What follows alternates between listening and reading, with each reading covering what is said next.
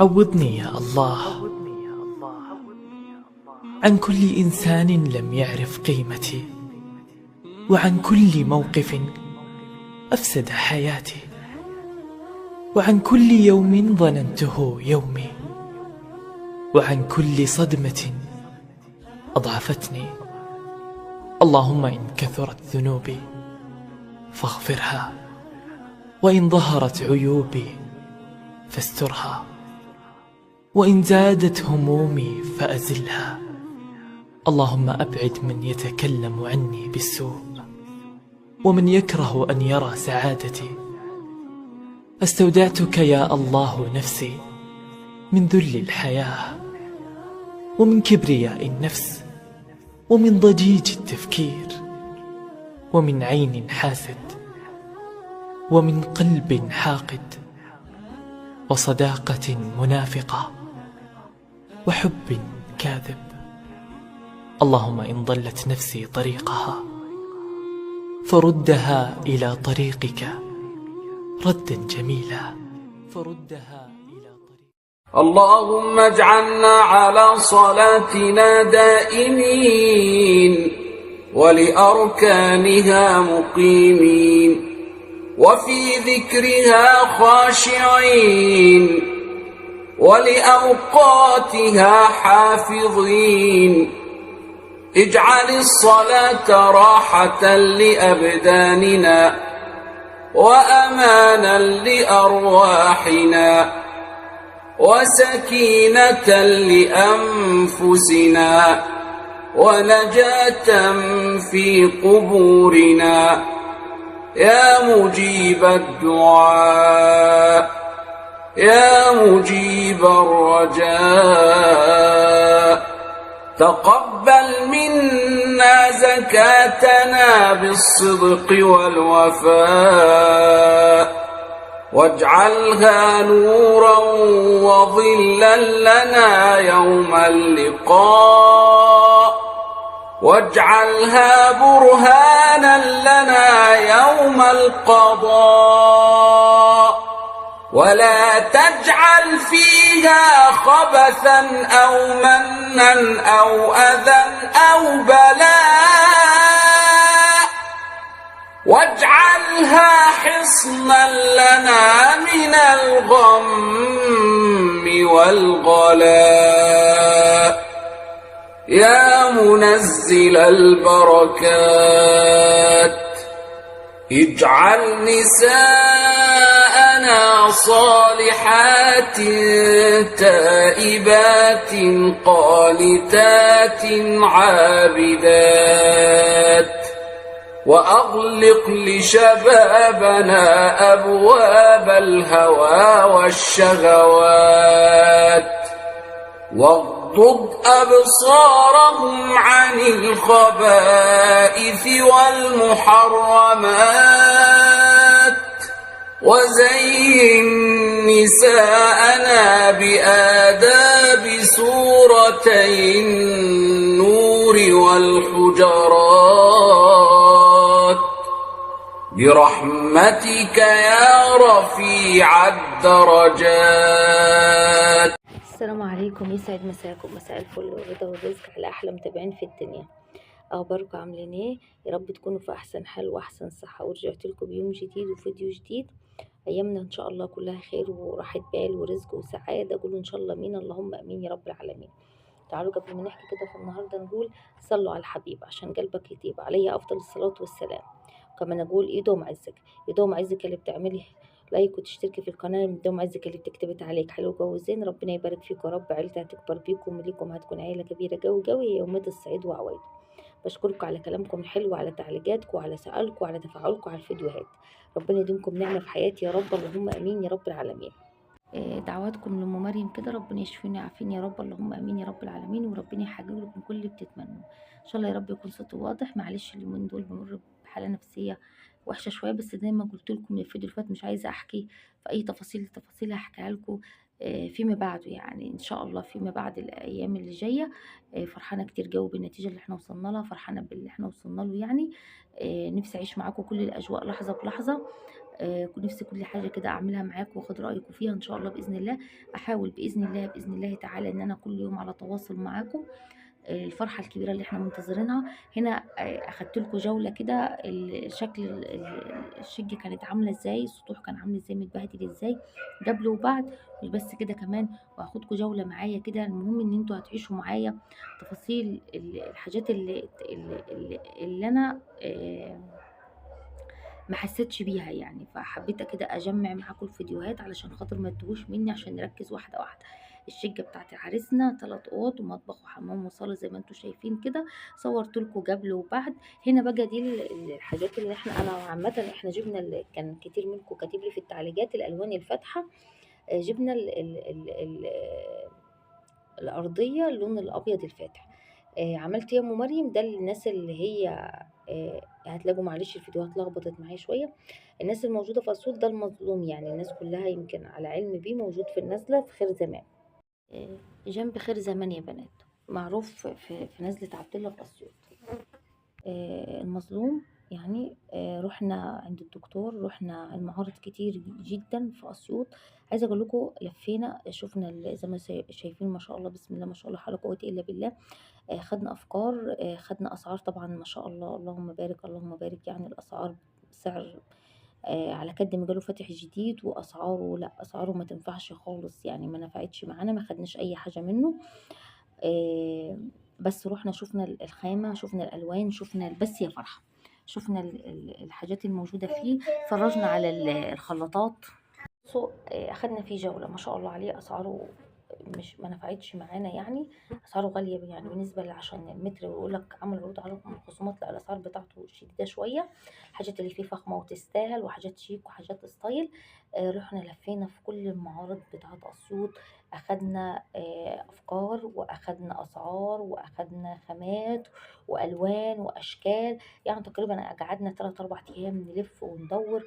وعايزه اقول لكم على معلومه هتستفادوا منها اكيد. ما شاء الله ولا حول ولا قوه الا بالله. نفس السيراميك اللي احنا اخترناه، نفس الخلطات اللي احنا اخترناها جبناها من مكان تاني خالص، نفس الماركه نفس الخامه، بسعر النص، اقل من النص ثمنه. يعني المتر بره موجود بالشيء الفلاني، احنا جبناه باقل ما تتخيلوا. المكان اللي احنا جبنا منه الحاجات والاسعار موجود في اسيوط. معرض نفس الماركة، عشان تبقوا فاهمين نفس الحاجات اللي موجودة. مش كل حاجة طبعا، حاجات معينة يعني. في حاجات هنا فخمة ومش موجودة بره، عشان بس نبقى صادقين. احنا بنتكلم على الحاجات المتوسطة في الرينج العادي اللي احنا نقدر عليه، يعني اللي احنا نقدر نجيبه او اي عروسين يقدروا يجيبوه. اخدنا نفس يعني في نوع عجبنا سألنا عليه بره الجناه نفسه، هو بنفس الماركة، بس السعر بتاعه اقل، بس بيفرق المكان بتاعه. يعني بما انه هو مكان فخم ومكان معروف ماشي فرح، هيبقى الوضع بالمكان نفسه بيغلي نفسه. شايفين ما شاء الله الفخامه بتاعته ما شاء الله اللهم بارك. ربنا يزيدهم ويوسع عليهم ويدينا ويرضينا ويدي ولادنا. يعني جبنا نفس الخامه ونفس الالوان بس بسعر اقل جدا. احنا جايبين المتر اللي انتم شايفينه قدامكم ده بسعر قليل، اقل من بره بكتير، يمكن نازل حوالي 250 جنيه في المتر. يعني جبناه بسعر بسيط جدا. المكان بقى اللي جبنا منه الحاجه ده ان شاء الله باذن الله، انا كنت تعبانه ما نزلتش للاسف وما صورتش، بس ناويه ان شاء الله هعمل لكم فيديو مخصوص ليه. لان كل العرسان، كل عريسين او كل العرسان او اي اب او اي ام او اي عروسه عريس بيجهزوا العرسانه بس يا فرحه هيستفادوا كتير جوي منه. لان المكان ده الحاجات موجوده بره في افخم الاماكن، موجوده فيه باسعار اقل بكتير جدا، ونفس الماركه ونفس الخامه. هتشوفوا معايا باقي الحاجه اللي احنا جبناها، هتشوفوا معانا الدنيا حتى الرخام السيراميك كل حاجه جايبينها من هناك بسعر اقل بكتير بكتير بكتير يا بنات. ان شاء الله باذن الله تعالى هعمل لكم فيديو مخصوص وهوريكم الحاجات اللي فيه بالتفصيل، وفيديو خاص كده لمتابعيني ولاخواتي اللي عايزين يفرحوا وربنا يفرحهم يا رب.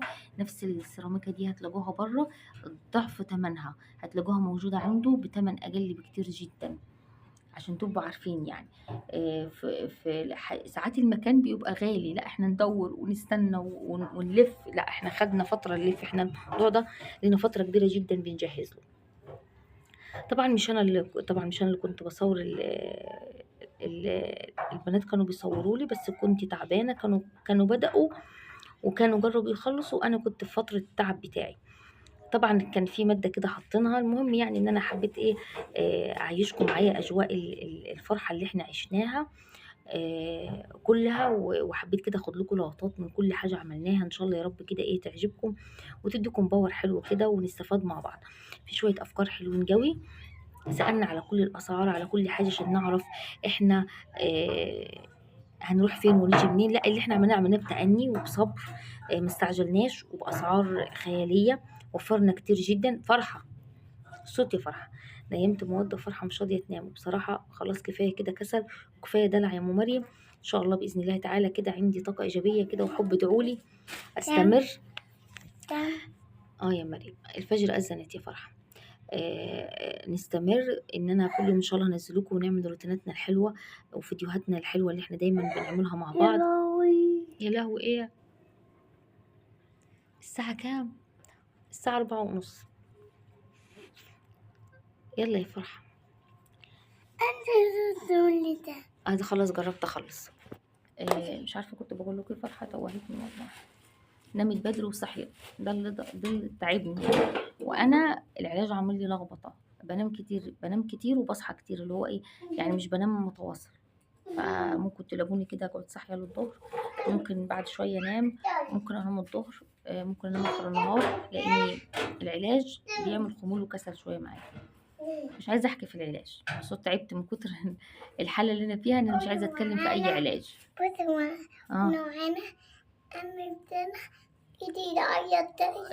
فرحه كانت بتترعش وبتتنفض من السخونه، كان جسمها بيتنفض من السخونه. قلت لهم في حاجه تاني ربنا يشفيها. انا اديني دواء بكي ودوك رعانا الليل بكره. هي بتاخد الدواء ببقها، انا مش عارفه مالها، كانت بتتكلم كويس الايام اللي فاتت. كانت بتاخد الدواء ببقها وهي خفت وبقت كويسه وسمعت كلام الدكتور. رحت كشفت لها هي ومودة في يوم واحد، وانا كنت معاهم. وانا عينيا ضد لبست معانا والباباي. باي ماشي. قولي تاني كده، انت قلتي قولي معانا الصوت يا جنى. حبه لا دواعب. باي.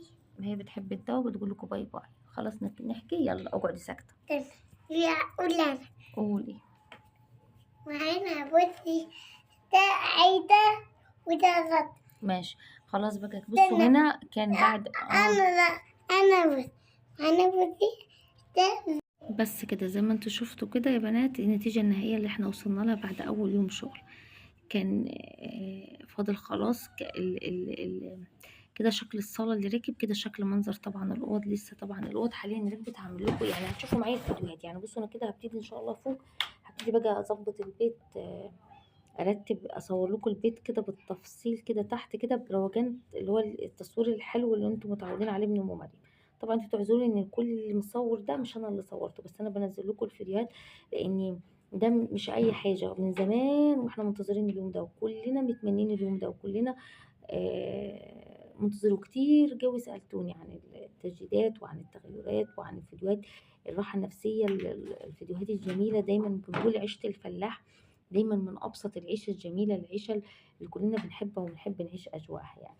وخاصة التجديدات متابعيني أو أي حد عامة يعني هتاخدوا أفكار كتير جو معانا، لأن احنا دورنا كتير وسألنا كتير، ما اكتفيناش بسؤال واحد بس، لا كتير كتير كتير كتير لحد ما وصلنا للنتيجة اللي انتوا هتشوفوها قدامكم. لسه فيها مفاجآت كتير وحاجات كتير قوي ان شاء الله باذن الله تعجبكم.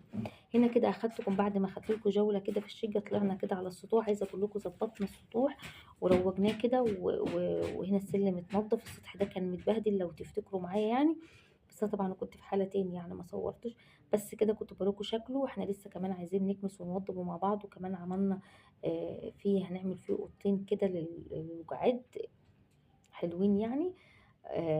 الحاجات اللي ما صورتهاش وهي بتتعمل هصورها لكم بعد ما اتعملت يعني. سبحان الله كويس ان المقطع ده متصور اساسا.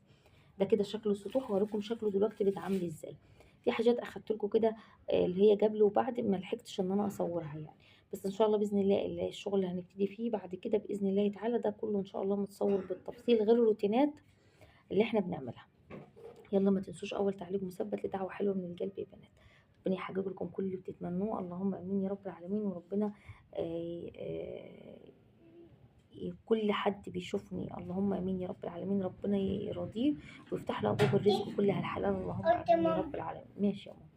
هنا كنت بفرجكم على باقي الحاجة اللي احنا اتفرجنا عليها، يعني لان احنا لفينا كتير لساعات طويلة جدا جدا. عايزة اقول لكم التصوير كان عامل مشكلة كبيرة جدا، يعني كله كان مش عارفين انا مين طبعا.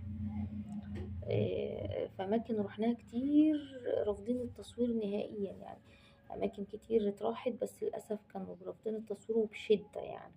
ده كده كل ما بلاقي حد بنزل التليفون، اللي هو المكان ما شاء الله كبير وفخم وكان مدي مجال ان انا اصور. يعني في اماكن كتير رحناها بس للاسف اهو شايفين السيراميك اللي احنا اخترناه موجود برضو هتشوفوه معايا. كانت في اماكن كتير رافضين التصوير، طبعا كل حاجه وسعرها زي ما انتم. بس كده بقى زي ما انتم شايفين فرحه عماله تفصلني وارجع افصل وارجع. كده اخدت لكم جوله. بصوا ما شاء الله ولا حول ولا قوه الا بالله. المكان ما شاء الله يا بنات ربنا يدينا ويديكم اللهم امين يا رب العالمين. كمان في برضو شويه مقاطع تاني برضو هتشوفوهم ان شاء الله معايا الفتره اللي جايه، مصوراها في الحاجات اللي يعني قدرنا ان احنا نصورها. يعني انتوا شايفين ما شاء الله عليه، يعني هو المظلوم وهو مظلوم فعلا يعني. بس اسعاره لا، اسعاره غالية شويات، غالية شويات. يعني المتر بتاعه تقريبا بيبدأ اقل حاجة فيه بتبدأ من 400 جنيه المتر اقل حاجة. بعد كده بقى وانتي طالعة بقى 800 و900، والخلاطات فيه برضو اسعارها اوفر برضو، الخلاط ب2000 واسعار تاني. اخدنا افكار ما يمنعش، شفنا الموديلات اللي نازلة، شفنا الحاجات اللي نازلة. وقدرنا ان احنا نوفق برضو من بره بحاجات قيمة كده وشيك، والسعر اقل بكتير بكتير بكتير، يعني بكتير قوي يعني. وتقدر انك انت توفر، وتقدر انك تعملي نفسك فيه، وتقدر انك انت الحاجات اللي شفتيها بره موجوده في كل الناس بتجيبها انت قدرتي ان انت تجيبيها وتوفقيها. بس فرق على فكره المكان. عايزه اقول لك على حاجه، اللبس عندنا معروض في النميس او في الجمهوريه او في اي مكان، هو بتروحي تلاقيه في السنتر او في الميدوب، بس بيبقى السعر فرق. يعني حاجات كتير جوه بتبقى هي بس فرق المكان انه فخم وايجارات غاليه طبعا. المكان نفسه بيتكلم عن نفسه ونسبه مستوى الناس فيه عاليه، فطبيعي بيغلي الاسعار. لكن هي ساعات بتبقى الحاجه انا معاكم ان في اماكن بصراحه ما شاء الله الخامه بتاعتها ما صعب انك تلاقيها في اي مكان تاني، بس هو نفس الموديل ونفس الستايل ونفس الشكل ونفس اللبس ونفس كل حاجه. يعني عايزه اقول لكم في اماكن عندي في الجمهوريه ما شاء الله بتبيع حاجات بسعر الجمله ما حدش يتوقعها. يعني مكان غالي ورخيص في كل مكان يعني، بس حسب المنطقة. يعني العيشة المكان اللي انت عايشة فيه بيبيع على نفس السعر اللي عايش فيه. يعني احنا المعرض اللي احنا رحناه في مكان شعبي شوية، لكن هو نفس الخامة. بس لدرجة ان في ناس كانت جاية تكمل من عنده، يعني في ناس كانت جايبة من الاماكن الفخمة دي وجاية تكمل من عنده الحاجات اللي ناقصة، يعني اكتشفت المكان متأخر بسعر اقل. يعني الفرق في متر السيراميك بال250 وال300 جنيه وهو فاهمين انتوا ازاي على حسب المكان يعني. يلا بينا نقول دعوة حلوة من القلب، دعوة حلوة من القلب لكل عيلتي، عيلة الصعيد وعوايده بالستر والصحة وراحة البال ورزق يتعجب ليها للسما والأرض. ربنا يرزق كل مشتاق، ربنا يطعم كل محروم، ربنا يديكم ويرضيكم يا رب، ويفتح لكم أبواب الرزق والسعد والهنا كلها، اللهم آمين يا رب العالمين. دعوة حلوة من القلب لأبو أحمد مريض سرطان، ربنا يشفيه ويعافيه ويشفي كل مريض بيتألم. دعوة حلوة لأم سلمان بالصحة والستر وراحة البال ورزق يتعجب ليها للسما والأرض، اللهم آمين يا رب العالمين. دعوة حلوة لصفية، يا ريت تكون سامعاني وتطمني عليها. ربنا يا رب يتم لها على خير وتقوي صفية، اللهم آمين يا رب العالمين. دعوة حلوة معايا لأسماء، ربنا يكرمها بمهدي وأهله ويرزقنا على الجواز. دعوة حلوة لمحمد من الجزائر بالصحة والستر وراحة البال ورزق يتعجب لها للسما والأرض، اللهم آمين يا رب العالمين. ربنا يرزق كل مشتاق ويطعم كل محروم ويديكم ويرضيكم يا رب، اللهم آمين يا رب العالمين. لمتابعة تبتدي البنت أحلام بالتوفيق في الدراسة، والابن محمد برزق وصلاح الحال. دليدة من الجزائر حبيبتي محمد ده خطيب فرحة عشان تبقوا عارفين. دعوة حلوة لأسماء، ربنا يكرمها بمهدي. دعوة حلوة لأم محمد، ربنا يرزقها وتخوي ابنها، اللهم آمين. يرزق بالملك أنا وأنت وكل من قال آمين. دعوة حلوة لأماني بالصحة والبيت الأفضل والرزق والولد عنده قسطرة، ربنا يشفولك ويعافولك يا رب، ادعوا له يا بنات. دعوة حلوة لمتابعة بتقول ادعي نرجع لجوز إنه في كرب شديد. دعوة حلوة الأنسة منى، ربنا يكرمها بالصحة والستر وراحة البال ويزور النبي محمد هي واصحابها وكل امه محمد وكل من قال امين. اللهم امين يا رب العالمين. وزوجها بالزوج الصالح اللهم امين. ورزق يتعجب لها للسماء والارض. ما تنسوش ام مريم من دعواتكم الحلوه يا بنات. ربنا يديمكم نعمه في حياتي يا رب. استودعكم الله الذي لا تضيع ودعوه. واسيبكم في رعايه الله وحفظه مع فيديو جديد مع الف مليون سلام وتحيه لكل متابعيني واخواتي. شدوا حيلكم يا بنات، اعملوا شير وشدوا حيلكم على الفيديوهات وشاهدوا الفيديوهات كامله عشان ربنا يكرمها ويبقى في تفاعل القناه تقترح يعني. كل يكتبه لنا ربنا خير واحنا نقول الحمد لله. على كل حال استودعكم الله الذي لا تضيع ودعوه. واسيبكم في رعايته وحفظه.